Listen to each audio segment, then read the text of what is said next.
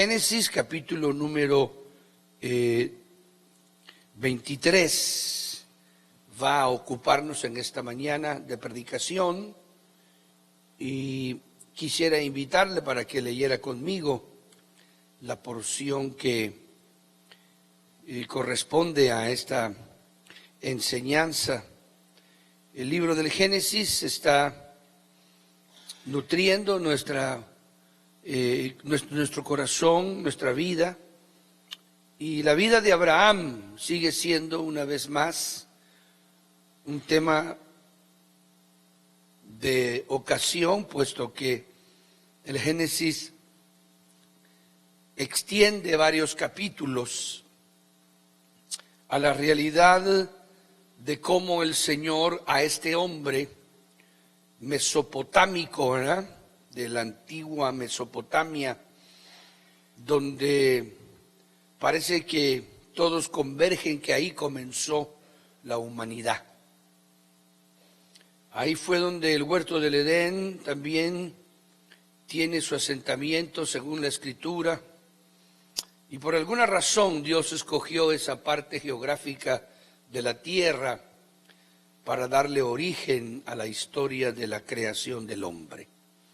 De ahí se hace una bifurcación, y el Génesis, que es el libro que hemos estado tomando durante todo este año pasado que pasó, valga la redundancia de la palabra, y que continuamos en este año porque queremos terminar completamente todos los capítulos, nos ha hecho entender cómo el Señor se mostró al hombre y cómo la humanidad comenzó. Usted tiene estos CDs a su disposición, si así quisiera usted tenerlos para estudiar la palabra personalmente.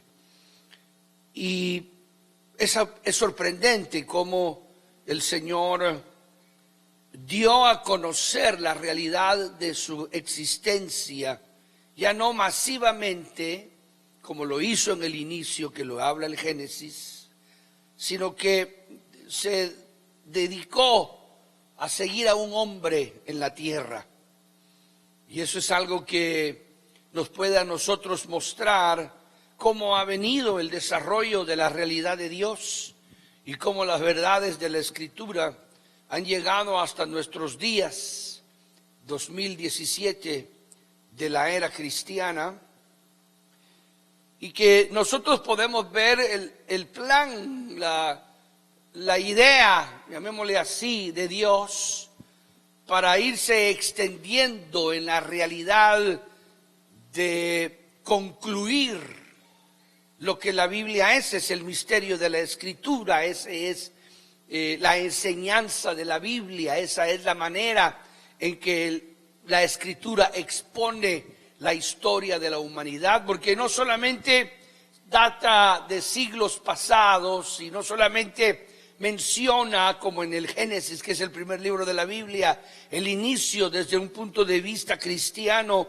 la realidad de que por qué estamos en esta tierra y por qué la humanidad ha llegado hasta este entonces. Hay otra explicación que usted también ya la ha entendido, la explicación científica, la explicación humana, de aquellos que creen que no hay absolutamente una verdad en que Dios exista, sino que la humanidad es una casualidad de creación y de formación espontánea, y que tiene una explicación científica en todas las misteriosas realidades de las mutaciones de las especies y a la verdad de una millonada de años en esta tierra, y que tienen ellos sus mentiras bien arregladas. Porque dicho sea de paso, ¿verdad?, eso es algo que quizás usted alguna vez lo ha entendido así, la ciencia es muy sofisticada y es algo que parece tan atrayente y tan extraordinario y tan maravilloso, porque cuando uno la investiga a la ciencia y uno tiene la oportunidad de ir y estudiar la realidad de lo que enseñan ellos como formación desde el principio que Darwin quiso decir que las especies mutaron y se llegó a esto, uno llega a entender de que la realidad de eso es una brillante mentira de la ciencia, que en realidad no tienen absolutamente ninguna prueba y no tienen absolutamente ninguna realidad, sino que ya cuando se investiga a fondo, y ahora que el internet tiene acceso a muchas cosas y hay videos, y se dedica uno a eso. Hace unos meses atrás lo hice y me di cuenta, inclusive los dinosaurios, las tremendas mentiras que eso significa, la realidad de que todas esas hermosuras de animales que están son simplemente la imaginación de una extraordinaria historia de 140, 150 años atrás, en donde no hay absolutamente ninguna realidad, donde los descubrimientos y en esos grandes lugares donde se dice que están, no es una realidad tan antigua, y que es una sociedad, lo estaba recibiendo hace unos días atrás, tan privada y tan personal, que hace millones de dólares vendiendo mentiras osamentarias, para que eso de los dinosaurios es una venta de millonadas de dólares que le trae a esta sociedad, y que son exclusivos, un grupo exclusivo, y que cuando se habla de eso se da uno cuenta de que la realidad es de que tenía que ser así, porque viendo la belleza del universo y la extraordinaria realidad, no pudo haber sido la casualidad, hermanos, no pudo haber sido una mutación, tuvo que haber sido un Dios pensante, verdadero y existencial, que hizo todo esto. Entonces, la Biblia no solamente expone el inicio, sino que el libro se hace todavía mucho más complejo y extraordinario, porque habla de un final. Y mientras tanto que el final viene, hay verdades que están escritas, y que como nosotros somos el comienzo del final nosotros no somos el comienzo, estamos siendo el final de los últimos tiempos, porque cuando Jesús vino fue cuando comenzaron los finales de los tiempos, y el Señor vino hace 2000 años. Entonces estamos adentro del final de los tiempos tan avanzadamente, que nosotros cuando accesamos los hermosos libros de la Escritura y tenemos acceso a las profecías y a las verdades de la Escritura, este libro ha sido categorizado como algo especial y específicamente hermoso, porque era imposible que las profecías que se escribieron 2000, 3000 años antes que acontecieran, y nosotros ahora podemos decir que se escribieron 2000, 3000 años, porque ya llevamos de la cristiandad, llevamos 5000 y pico de años adentro. Aunque los hombres le dan millonadas de años, los que no creen en Dios, pero la cristiandad tiene otro concepto, y nosotros tenemos la realidad de que, como podemos leer la Biblia, que hace 3000 o 4000 años se escribieron ciertas verdades que acaban de cumplirse 600, 700 años atrás, y la más grande de las verdades y de las realidades que la Biblia hablaba era de que vendría un hombre llamado Emanuel, cuya interpretación quiere decir Dios con nosotros, y de repente apareció. Y hasta la historia registra que sí existió y fue verdad. Se llamaba Jesús de Nazaret. Alabado sea su nombre maravilloso. Y que este Jesús de Nazaret, que la historia misma registra que sí existió, aunque sus historiadores no hablan de sus milagros y sus maravillas porque no les interesaba nada, nosotros tenemos un grupo de gente que lo conoció, que fueron sus discípulos. Eso se llama el Nuevo Testamento. Y ese Nuevo Testamento, sumado a estas verdades antiguo testamentarias tan extraordinarias, nos hacen entender de que si este Dios glorioso propone un inicio como el del libro del Génesis, y pudo hacer ese Dios glorioso que viniera un Emmanuel,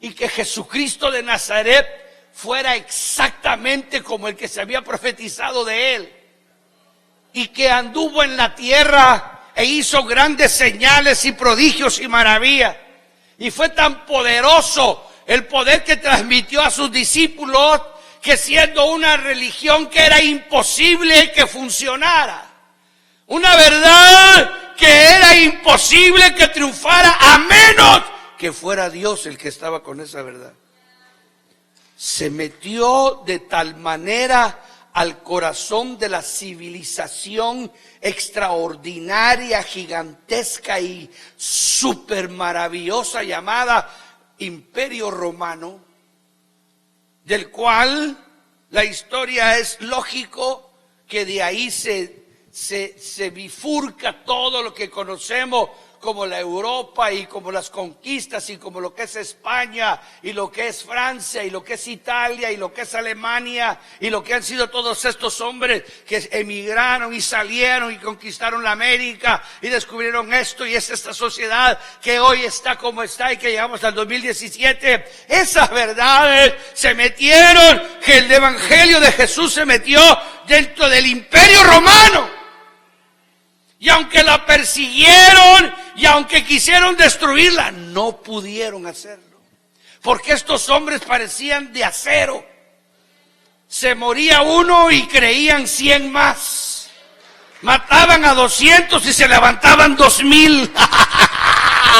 Bendita sea la gracia y la misericordia y el poder del Espíritu Santo. Y ha llegado el evangelio hasta nuestros días. Y hoy yo soy un predicador de las mismas verdades de la palabra. Y Dios sigue siendo real. Y Dios sigue creyendo que Él existe, que Jesús es el Hijo del Dios viviente.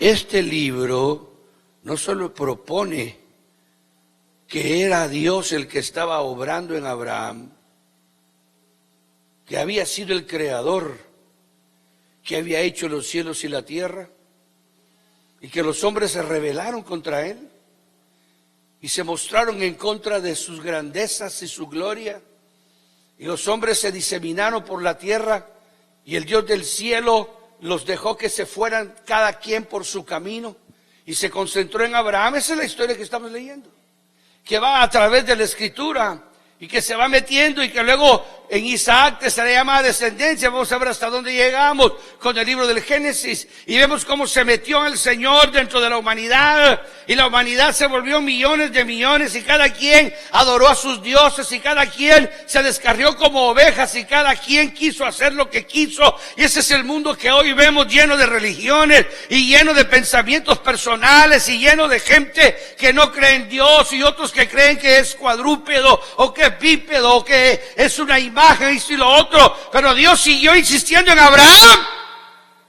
Eso es lo que estamos leyendo. Pero este libro no solo habla de ese principio, habla de que se va a acabar todo. Y ese es el relajo aquí. Y como usted y yo vamos hacia un lugar de seguro que se llama la tumba. Usted pensó que a la vida eterna, eso no sé, pero de que va a la tumba, sí, téngalo por seguro. Si usted se va de esta tierra y esta verdad no hizo resonancia en usted, ha cometido el más gravísimo error de su existencia: no haber creído en el único y verdadero Dios y en Jesucristo su Hijo, quien murió en la cruz para borrar nuestros pecados. Démosle palmas al Señor. Nosotros creemos eso. Amén. Entonces este libro está tremendamente admirado por el hombre. Hasta los ateos lo leen. No creen en Dios, pero es fascinante. Dice que este Cristo que se fue volverá otra vez. y que va a hacer lo que planeó hacer. Y que viene una realidad, no vienen los ovnis, ni vienen los de otro planeta. No. Lo que viene es Jesucristo. Eso viene. Jesús viene otra vez a la tierra. Entonces, nosotros nos interesamos en las verdades antiguo testamentarias porque tienen mayor resonancia en nosotros que estamos ya del otro lado del puente. Y que estamos dentro de 2000 años de cristianismo. Y que nos ha tocado vivir en los finales de la humanidad y que somos la última humanidad que está viviendo en la tierra y no sabemos si seremos la última de la última. Pero como creyentes que somos, como hijos de Dios que somos, como seres pensantes que somos, como gente inteligente que somos, como gente amante de la verdad de Dios y amante de la realidad de Dios, nos interesa sobremanera descubrir las verdades de Dios, porque es muy probable que necesitemos saber todo lo que podamos, porque puede ser que nos toque vivir un exuberante tiempo llamado el fin de todas las cosas. La Biblia también habla de eso. Y habla de personas que van a tener que estar en contacto en la realidad esa, que no van a poder evadirla, así como no pudieron evadir los hombres así como Caín no pudo evadir que tenía que responderle a Dios de ser el primer homicida. Así, hermano, como Lamec tuvo que responderle a Dios en el diluvio, así como Noé fue testigo verdadero y el diluvio lo predijo él, y el diluvio lo profetizó él, y habló de ello, y fue real, y fue verdadero. Por muy extraordinario que hoy, 4.500, 6.000 años después, pareciera absolutamente inconcebible e incongruente, la verdad es que sí sucedió. Entonces, en esta verdad, hermano, es estos extraordinarios relatos. Y por eso es que hoy estamos en el capítulo 23. Para llevarlo a una realidad una vez más en esta mañana, de cómo los hombres necesitamos esperar en Dios y confiar en Dios y creer en Dios, aunque no se cumpla una sola verdad de la que Él nos dijo, sino que Él sabe en qué momento y en qué tiempo las cosas se cumplirán. Eso es lo que es extraordinario en este caminar de fe. Este caminar de fe te enfrenta a una realidad espiritual y te hace entender que puedes depender de Dios de una manera espiritual y que la fortaleza y que el poder y el sostenimiento que Dios quiere darte no es la comprobación de su existencia en el mundo material en el que vives, sino que la realidad que Abraham heredó y que Abraham vivió y que no se podía decirle lo obligó Dios, porque no fue una obligación, sino que lo metió Dios, es la palabra probablemente, una verdad que él vivió, que lo metió Dios, en donde luego en Hebreos, hablando de los héroes de la fe, Abraham es mencionado en el capítulo 11 de Hebreos como un héroe de la fe, porque no solamente fue un héroe de la fe, sino fue el padre de la fe, pero habla de que ser padre de la fe como título le fue concedido porque lo que vivió en vida, las circunstancias que tuvieron que pasar por su existencia, las cosas que el hombre tuvo que hacer, las exigencias de vida diaria que a Abraham le exigió el haber creído en Dios, el haber sostenido que Dios era espíritu, el haber sostenido que Dios era único, el haber creído que Dios era un Dios verdadero, real y glorioso, lo hizo a él vivir una vida que nunca pudo recibir nada de lo que él dijo que Dios le había prometido. Oiga eso. Oiga eso, hermano. Porque ahora, en este capítulo, va a enterrar a Sara. Ahora, la crudeza de la vida le va a golpear la mente. Y le va a exigir que se esfuerce, y le va a exigir que saque fuerzas de adentro, lo va a hacer que mire adentro de sí mismo y que con toda la virtud y el poder que ha recibido durante años, lleve a Sara a la tumba y que siga creyendo que Dios existe y es verdadero, aunque su mujer ni él van a ver una sola verdad de la que Dios les dijo que mirarían. Ese es el asunto del cristianismo. Ese es el asunto de vivir por fe. Llevar a nuestra gente al hospital, verlos emproblemados, verlos necesitados, verlos afligidos, verlos angustiados, ver a los nuestros en grandes dilemas, ver a nuestro padre y a nuestra madre, o ver a nuestros hermanos, o a nuestros nietos, o a nuestra familia, atravesar circunstancias a nuestros hijos, duro, difícil, y saber que Dios no intervino, que Dios como que no hubiera estado en el problema, sino que te hace sufrir, como que fueras un impío que no tiene Dios en el cielo.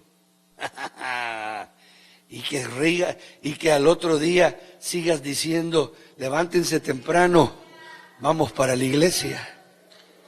Démosle palmas al Señor, hermano.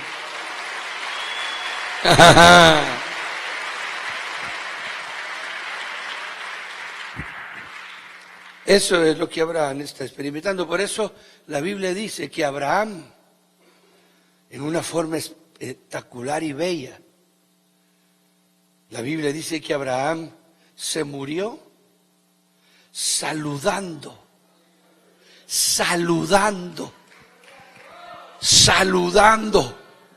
las promesas de Dios. Y dice el libro, la carta a los Hebreos dice que él iba y que se murió creyendo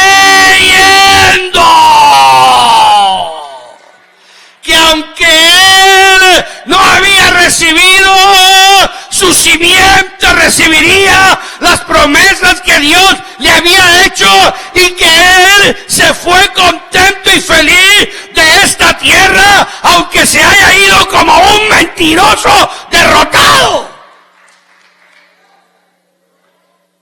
Porque nunca alcanzó la ciudad a la que Dios le dijo que iba.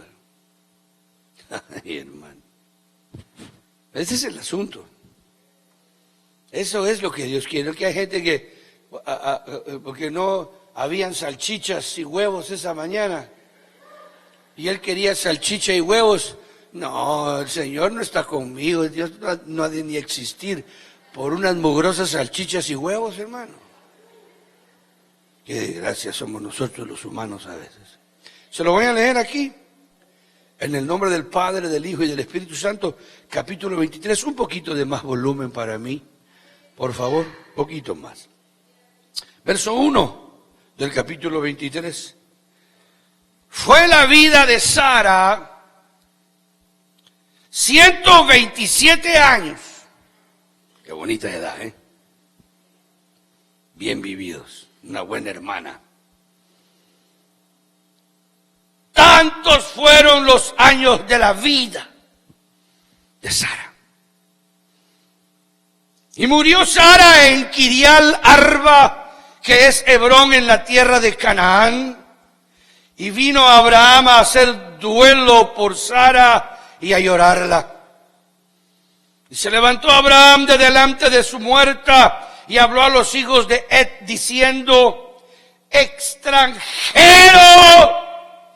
y forastero soy entre vosotros. Está hablando duro en su corazón, porque le ha tocado vivir duro. Desde que Dios lo llamó, se le complicó la vida. Desde que Dios se le apareció, pelee, hermano, pelee. Pelee, hermano, pelee. Pelee, hermano, pelee. No dude de la verdad de Dios en su alma. No dude que Dios es real y verdadero. No dude de que Dios se moverá. No dude, aunque tenga que pasar lo que tenga que pasar. Aunque enfrente lo que tenga que enfrentar. Dios existe. Dios existe. Aleluya. Extranjero y forastero soy entre vosotros. Dadme propiedad. Buscando dónde enterrar a su muerta. Porque él había sido fiel de no comprar ni un ápice de terreno. Porque tenía prohibido de parte de Dios de comprar tierra teniendo dinero. Él no podía comprar tierra. Él no podía tener un lugar permanente donde vivir. Su llamamiento incluía ser forastero y extranjero por todo donde Dios lo llevara. Qué tremenda verdad esta, hombre, bendita palabra. Dadme propiedad, dice el verso 4, para sepultura dadme propiedad para sepultura entre vosotros, y sepultaré mi muerta de delante de mí. Respondieron los hijos de Et a Abraham y le dijeron: oiga esto, qué exquisita esta verdad. Óyenos, Señor nuestro, eres un príncipe de Dios entre nosotros. En lo mejor de nuestro sepulcro sepulta a tu muerta. Ninguno de nosotros te negará su sepulcro ni te impedirá que entierres a tu muerta. Amén. Vamos a dejar ahí. No quiero ser muy extenso, pero sí quiero ser claro en esto que me enseña esta verdad de la palabra. Usted y yo hemos profundizado nuestro concepto en el desarrollo del estudio del Génesis. Nuestros conceptos están definidos en la palabra. Hemos llevado un buen tiempo estudiando la Escritura y la espiritualización del Génesis nos ha traído cordura a la realidad de la relación que nosotros hoy tenemos con nuestro Señor Jesucristo. La verdad de lo que la Biblia enseña de que Dios toma al hombre como alguien a quien toma un hijo y que Dios se prodiga sobre él como un padre se prodiga sobre un hijo o con un hijo. Esa es la enseñanza de la Trinidad de la Biblia. Esa es la enseñanza del Dios Trino. Así quiso Dios que nosotros conceptuáramos la realidad de quién es Él, para que nosotros pudiéramos tener un claro entendimiento de lo que Dios está haciendo con nosotros. La realidad de qué es lo que Dios está haciendo con nuestra vida y con nuestra existencia se basa precisamente en la revelación y se basa precisamente en la realidad de cómo la Escritura está desenvuelta en el drama de qué clase de Dios es el que nosotros tenemos concepto en nuestra vida. Usted ve ahí cómo el Señor se prodigó al final de todos los tiempos y de todos los momentos de revelación como un Dios trino. Se mostró a Él como un Dios a quien se reveló y se mostró como un Dios que es el Padre, que es el Hijo y que es el Espíritu Santo. Esa es la razón por la que Dios quiso mostrarse y moverse en esa forma, para que el hombre que lo buscara al final de los tiempos tuviera una clara formación mental de cuál era la relación que Dios quería tener con sus criaturas. De manera en la que se reveló a Abraham fue exclusivamente algo extraordinario que le aconteció a él. Nosotros hemos leído la historia y sabemos la manera en que los mesopotámicos conceptuaban a Dios, la manera en la que ellos creían que Dios era un objeto, o era una historia, o era una realidad que estaba basada en revelaciones y en mentiras diabólicas y satánicas, que siempre Dios quiso hacerlo con el engaño que hizo con Eva. Manifestó Satanás que al tiempo que le tomara, y lo que pudiera hacer sería siempre distorsionar la verdadera imagen de Dios y llevar el concepto de Dios a absurdeces para que el hombre se perdiera y no creyera a la revelación de Dios. La insistencia de Dios fue grande. La manera en la que Dios se mostró, aunque los hombres, lo vimos en el Génesis, en el principio, se mostraba y se mostraba. Ellos se revelaban y se revelaban. Las intervenciones que venían desde los cielos y desde las alturas caídas. Hemos visto como el capítulo 6 de Génesis, cómo hubo mezclas raras y extrañas. Y cómo es que el enemigo logró hacer que un ser humano cayera de tal manera en la desgracia que matara a su hermano como mató Caín a Abel. En esa realidad, el Señor ahora está moderando en Abraham el concepto de lo que quiere hacer para que este hombre pueda entender la grandeza de Dios, pueda comprender la extraordinaria revelación de que Él quiere hacer de Abraham un evangelista mundial. Quiere que él sea el que transmita las verdades eternas, pero que para poder transmitirlas, él mismo como mesopotámico tenía que vaciarse de todos los conceptos que tenía de Dios. Tenía que vaciarse de todas las ideas falsas que tenía de Dios. Y eso le iba a costar años de años, porque en medio de lo que iba a hacer el Señor con él, iba a permitir que la vida de Abraham fuera una vida que fuera al unísono del avance de su fe. Que el principio del llamamiento que Dios le había hecho, que era que creyera la existencia de un Dios espíritu, que creyera en la existencia de un Dios que se mueve de una manera sobrenatural. Las manifestaciones que tuvo Abraham son sorprendentes, hermano. Cuando uno mira que Abraham tuvo manifestaciones en donde Dios se mostraba a él, y se mostraba de tal manera a él que se le mostraba de una manera en que él tenía que interpretarlo. Él tenía que interpretarlo. Abraham, llegan 3 personajes a visitarlo. Abraham responde de una manera en donde los considera seres celestiales que lo están visitando. Lo que hizo con Melquisedec.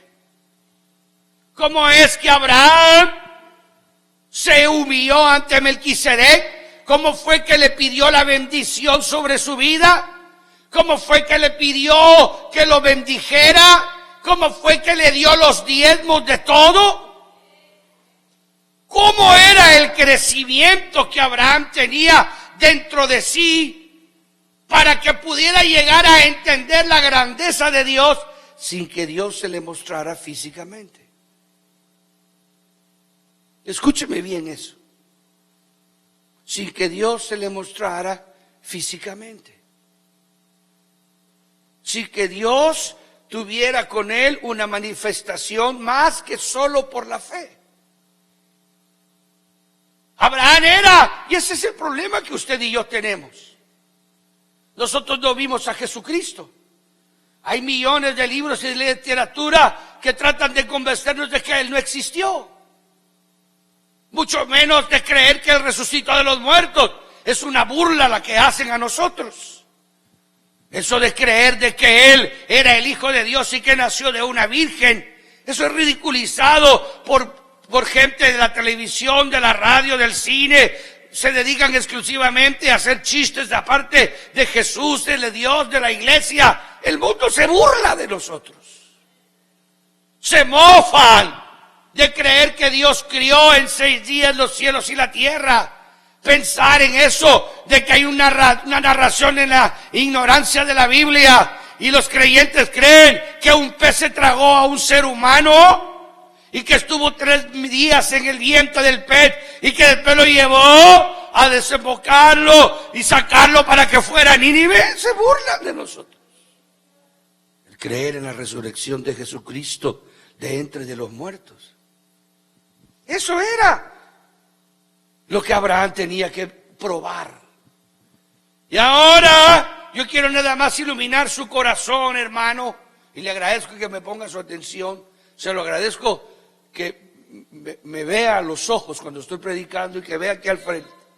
Es desconcertante ver que esté usted texteando o que esté escribiendo o que esté leyendo mientras yo estoy predicando. Me dan ganas de decirle, mire, por favor, sálgase, porque eso es falta de respeto. Ahora, si usted ya está cansado y de verdad no tiene más respeto, no tiene por qué venir y ponerme en esa tentación de sacarlo en público. Y interrumpir la predicación y avergonzarlo aquí enfrente. Mejor no venga, porque me siento tentado a llamar su atención en ese aspecto. Si usted viene a sentarse y se va a poner así, y va a empezar, me está ridiculizando a mí como predicador. Entonces yo quiero advertírselo de una vez, porque eso es algo que es denigrante para un ministro, porque uno sabe que esa persona lo que está haciendo es manifestarle su antipatía.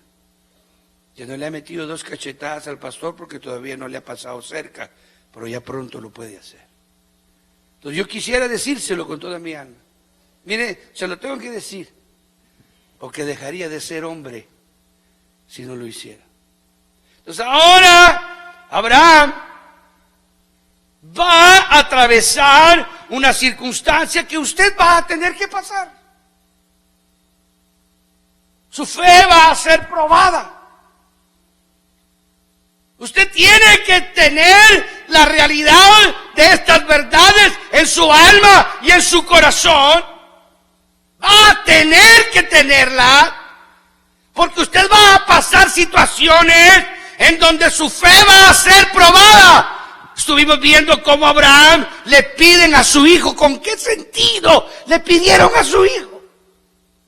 Quieren plasmar en él y quieren hacerlo a él objeto de profecía bíblica. Lo están usando a Abraham para que él sea la persona que pueda servir de ejemplo y que pueda ser una base fundamental de la preexistencia de Dios y de cómo Abraham iba a servir de figura, que así como a él le pidieron a su hijo, Dios iba a traer un mensaje a la tierra, en donde le iba a pedir a los hombres que creyeran que Jesús era su hijo. Eso es este libro. Ese es el dilema del cristianismo. Ese es el dilema de la fe. Ese es el dilema de seguir creyendo en Dios a pesar de que no te conteste. Esa es la historia de Job. Esa es la historia de ese hombre que, aunque está escrito increíblemente en la Escritura, este es uno de los versículos más tremendos de entender y comprender la conversación que está narrada. Y llegó y le dijo Jehová a Satán: ¿no has visto a mi siervo Job? ¿Cómo? Aunque tú me llevaste. Oiga lo que dice ese verso.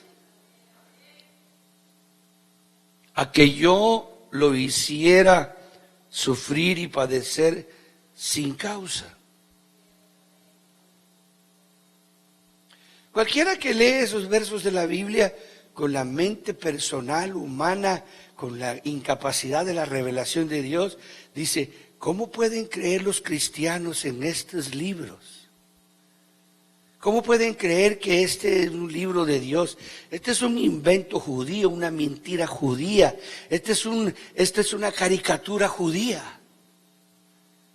¿Cómo van a creer en un Dios que está interlocutando con una criatura y que le está diciendo que hizo que Job sufriera y padeciera sabiendo que era sin causa?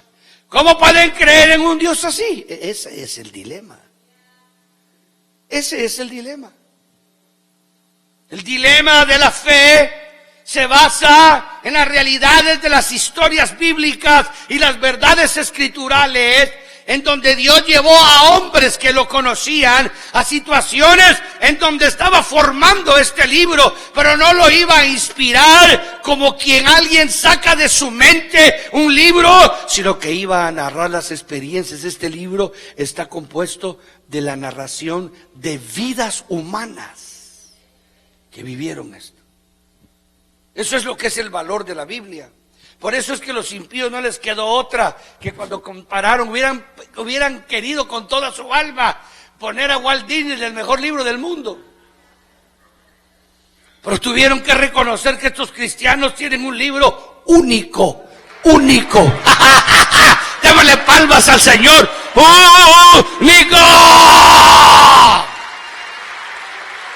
¡Aleluya! Bendita la palabra, bendita la palabra, bendita la palabra. Sin este libro no valdría la fe nuestra.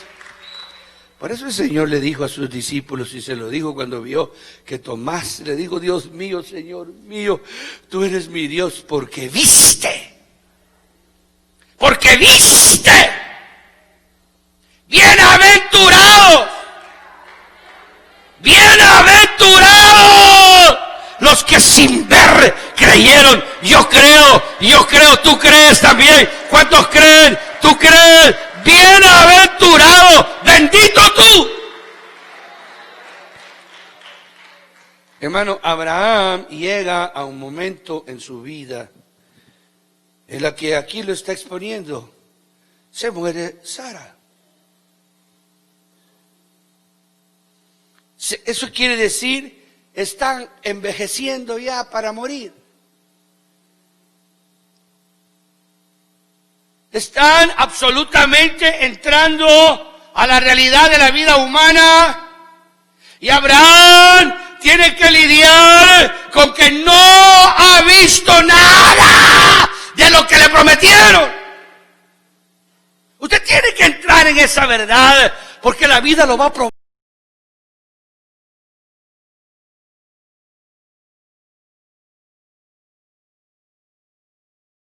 Momentos en la vida en los que usted va a tener que asegurarse, hermano amado, de en quién ha creído. Usted tiene que saber, hermano, que no hay cosa más bella que amar a Dios con toda la mente, con toda la fuerza, con toda el alma. Y murió Sara en Kiriat Arba, en Hebrón, en la tierra de Canaán, y Abraham vino para hacer duelo y a llorarla.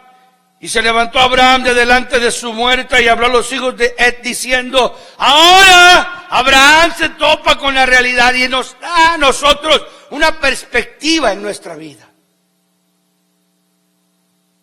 Ahora este libro nos muestra, nos enseña, nos hace ver el momento emocional en que Abraham está atravesando.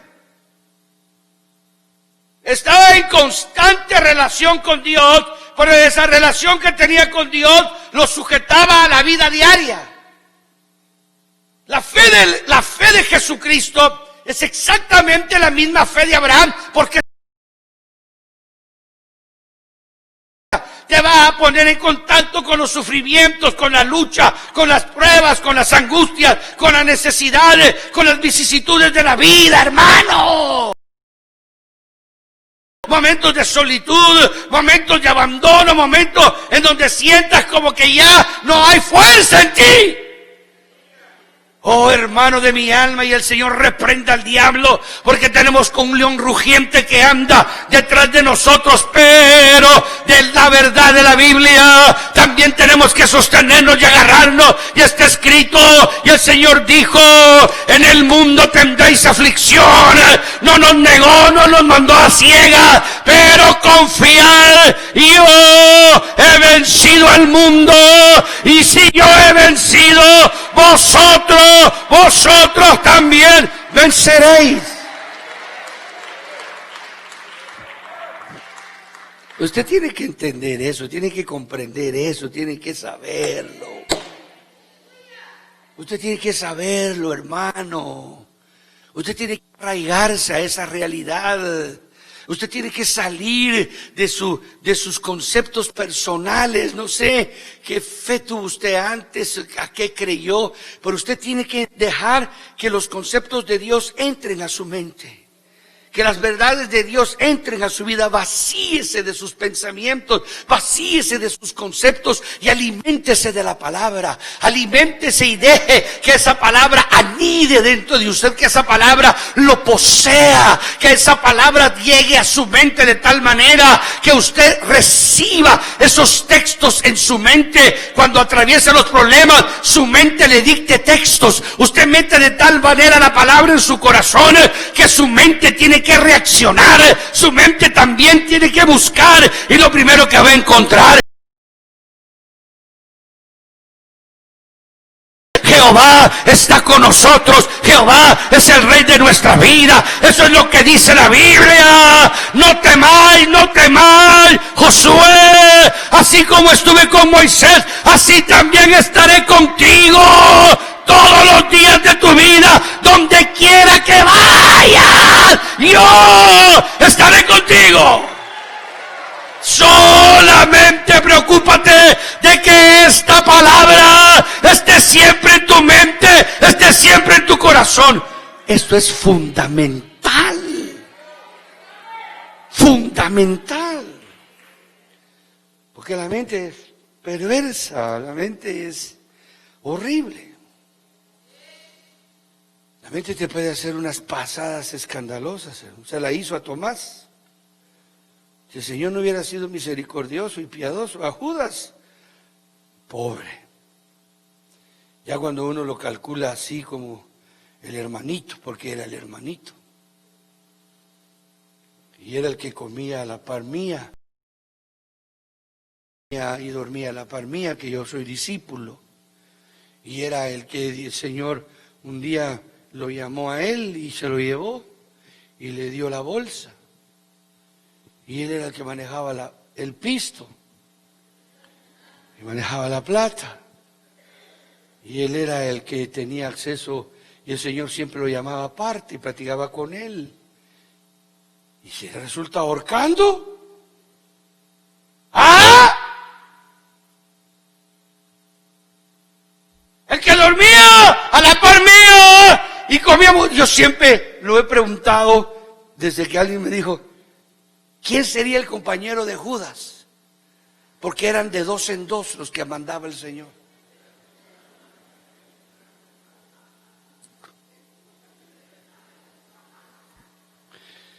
Y Judas ha de haber hecho milagros y prodigios y maravillas y señales. Y cuando le sentaron los fariseos, les dijo: miren, yo se los vendo, pero quiero 30 monedas de plata, me voy a comprar esto y lo otro. Y cuando se vieron a estos hombres, vieron que Judas era igualito a ellos. No había aprovechado nada. Y eso le costó la vida en la tierra. Y se ahorcó en un terreno que había comprado. Y tomaron las 30 monedas, y como era dinero maldito, los fariseos compraron un terreno para hacerlo cementerio,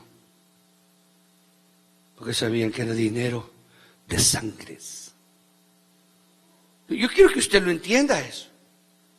Esta es la verdad que la Biblia narra. La fe es probada. La fe es testeada.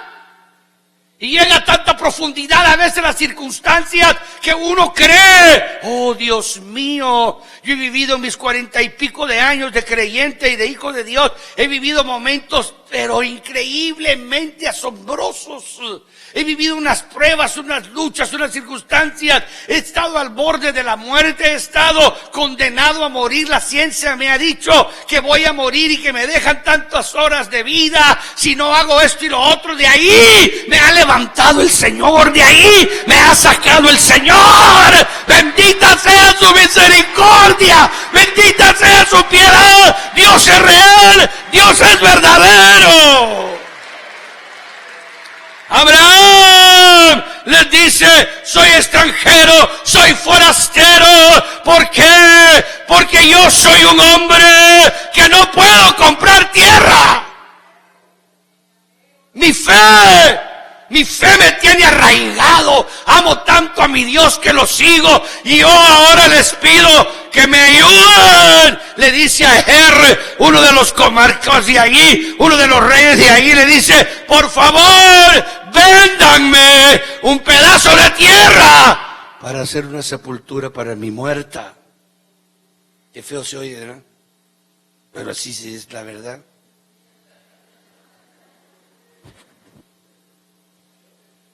Nos vamos a morir, hermanito. Tenga cuidado con esa su onda que tiene usted, que le gusta todo lo de la tierra. No se va a llevar nada. Desnudos venimos y desnudos nos vamos de aquí. No te llevas nada. ¡Nada! Es peor, te vas peor, porque pudiste haber nacido con pelo y te vas pelón. Oh, hermano de mi alma, pero te vas con Cristo, te vas con la fe, te vas con el Hijo de Dios, te vas a la vida eterna. Respondieron los hijos de Ed a Abraham, óyenos, Señor nuestro, oiga, qué testimonio. Este hombre, su fe fue inquebrantable entre los impíos.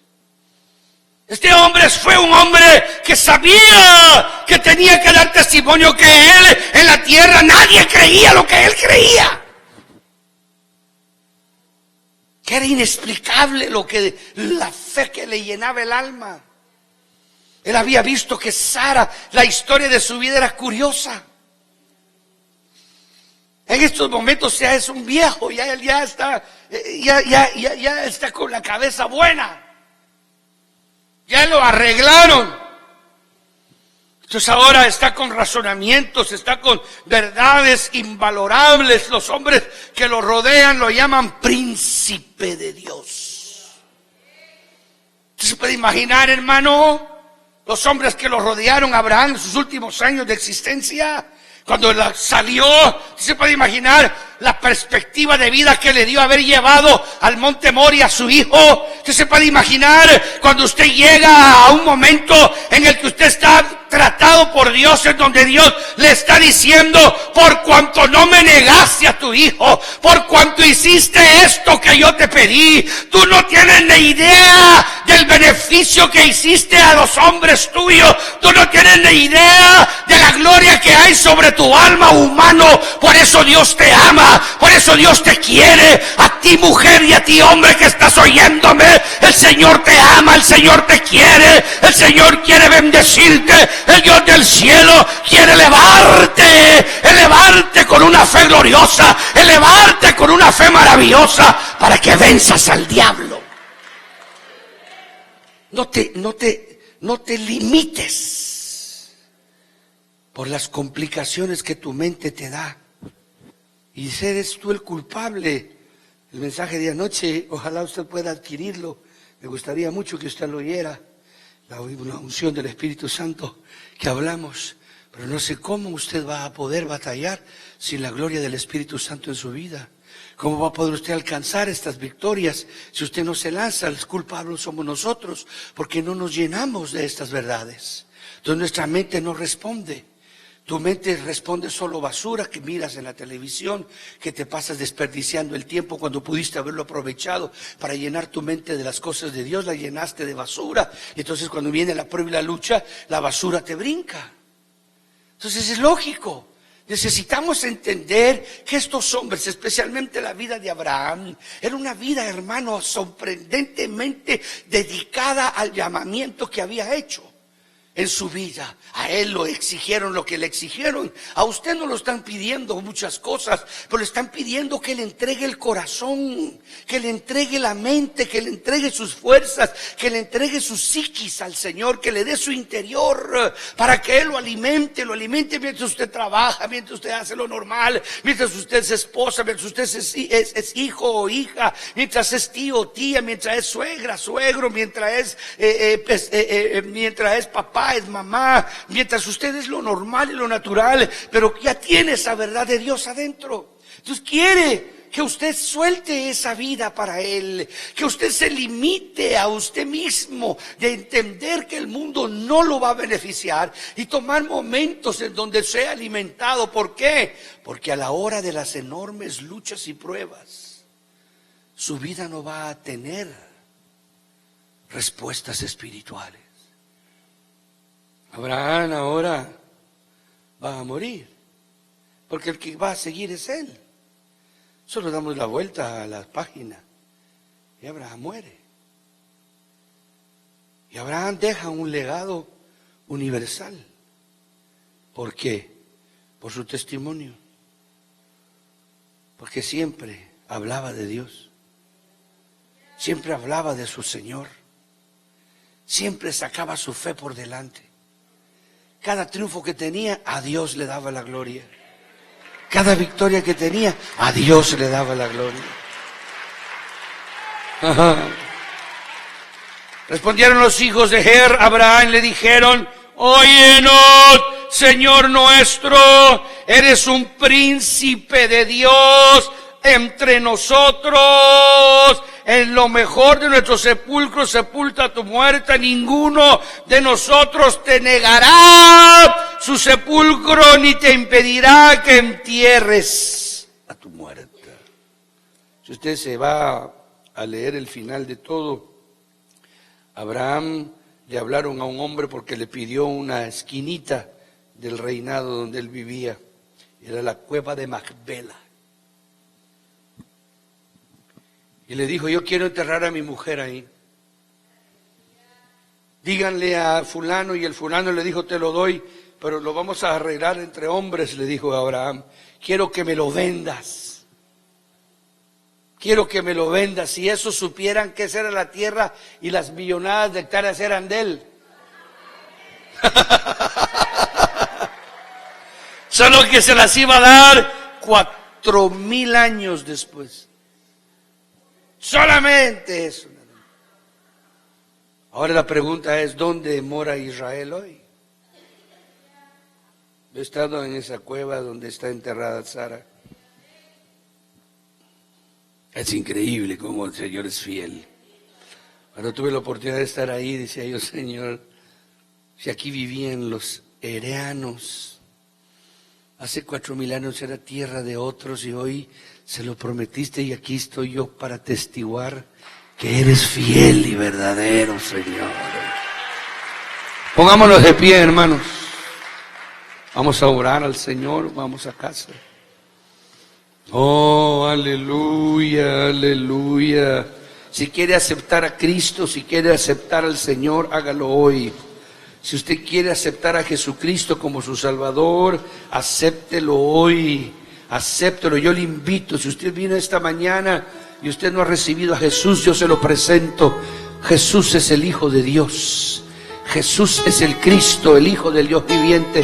Si hay alguien que quiere aceptar a Cristo, véngase aquí al frente, véngase para acá. Si hay alguna persona que está aquí, que no es creyente, que todavía no ha aceptado a Cristo, antes que pasen los hermanos, véngase para acá. Si usted quiere reconciliarse con el Señor, si el Señor le está tocando su corazón, si usted sabe que el Señor quiere hacer algo en su vida. ¿Habrá alguien acepta al Señor? ¿Alguien recibe a Cristo? ¿Alguien recibe a Jesús como su Salvador que nunca lo haya hecho? ¿Habrá alguien aquí que quiera reconciliar? Ya somos todos cristianos. Bueno, véngase acá al frente, hermano, si quiere pasar conmigo. Véngase para acá al frente. Aleluya, ese canto una vez más. Todo es posible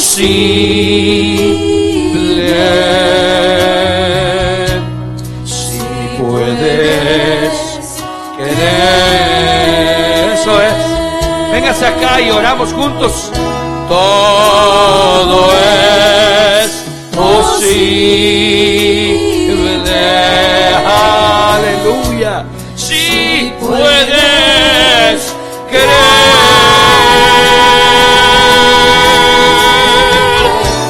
Fe mueve la mano de Dios. Ven en su palabra viva. Todo es posible. Si puedes querer.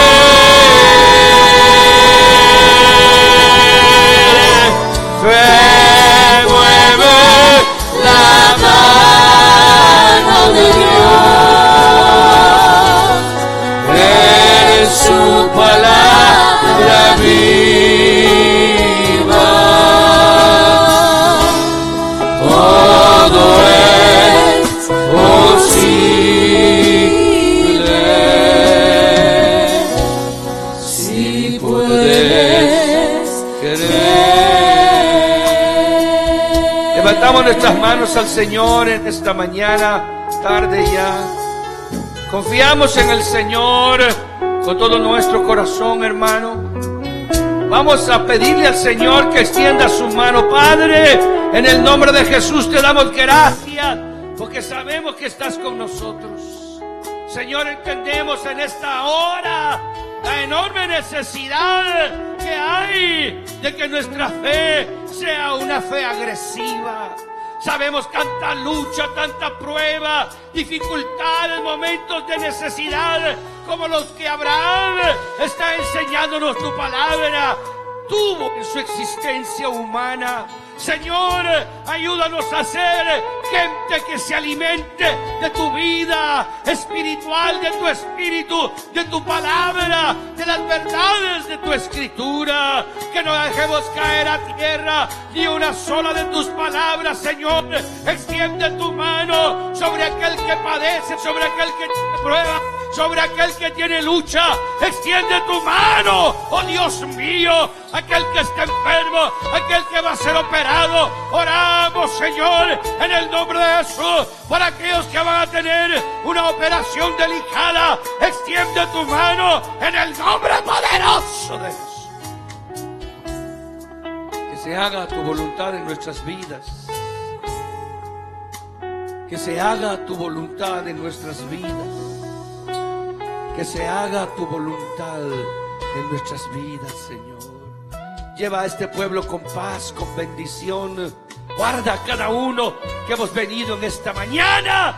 Guárdanos, Señor. Y permítenos volver en esta tarde en tu gracia y misericordia. En el nombre poderoso de Jesús de Nazaret, lo pedimos y lo recibimos, Señor. Amén. Y amén. Y el pueblo de Dios dice: amén. Dios les guarde, hermanos. Dios les bendiga.